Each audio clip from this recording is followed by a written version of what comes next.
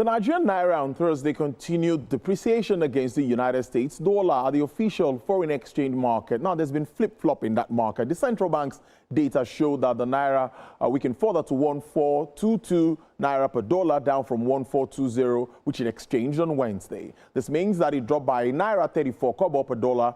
That's on the day-to-day basis. Now, the Nigerian Naira on Thursday continued depreciation against the United States dollar, the official exchange rate. The Central Bank of Nigeria's data showed that Naira weakened further at that rate. Now, I'm going to be speaking to Mr. Ogbonna Okuku, who is an investment analyst who joins me now to break this down. Mr. Ogbonna, thank you so much for joining us at this time. I want you to react to this flip-flop that we've seen with regards to the Naira and, of course, the greenback. All right. Thank you so much for having me. Of course, we all know that the reforms of the central bank have actually worked in unifying the exchange rates and bringing a more transparent foreign exchange trading platforms and windows. So, but that notwithstanding, that some other factors will always play out, and those factors could be by way of pressure. When you have pressure on the Naira, and then the dip will also occur.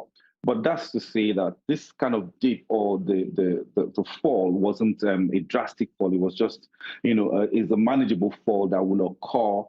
And then but things will actually get back to normal, because looking at the cushions that we have based on the foreign exchange, our external reserve, which hit almost $45.5 billion by the end of last year.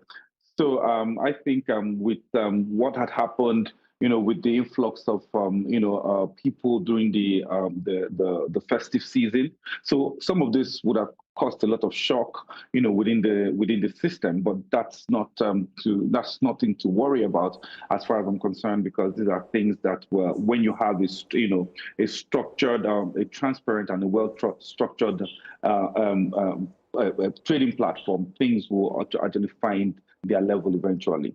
So do you think that considering our reserves and all that we see, do you see sustainability with regards to our markets, availability, and of course this flip-flop in the pricing that we see?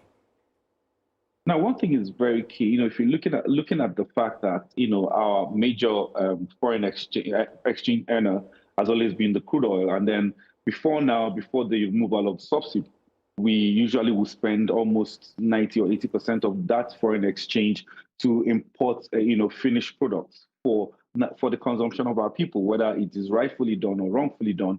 But the fact still remains that will never occur anymore. So which still leaves that level of liquidity in the hands of the central bank to be able to, feed other sectors. So that pressure won't be so much on the US dollar, and that in turn pressurizing the Naira to continue to fall. So, but whether we like it or not, there are a few things that must be done. So by the time we begin to look at a stronger agricultural production, output, and reducing dependence on imported food.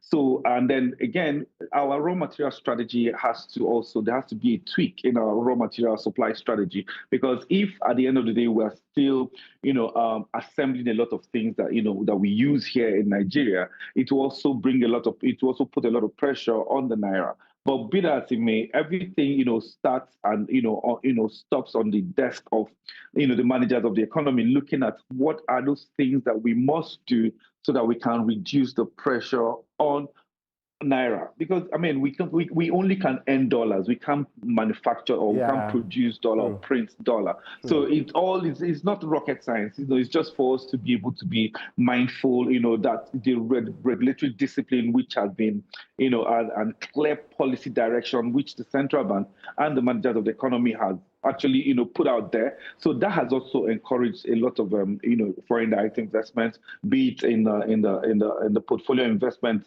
window or the greenfield. Of course, we've not had a lot in the greenfield area, but when it comes to the equities, the equities market, a lot of portfolio investors have come into our economy. If you look at the performance from last year, it was a huge it was so profit. The performance was out of this world. So I mean, that actually does a lot of encouragement, to a lot of investors, especially foreign direct investment. Investment analyst and economic development expert, Mr. Ogbonna Okuku, thank you so much for joining us on the news. We'll continue the conversation on the other side. Thank you.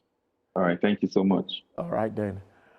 All right, well, stock advanced in Asia today after the Bank of Japan left benchmark interest rates on hold. Gold and silver surged to a new peak as the US dollar came under renewed pressure. MSCI's broadest index of Asian Pacific shares outside of Japan was last up 0.5%. The Nikkei 225 climbed 0.5%.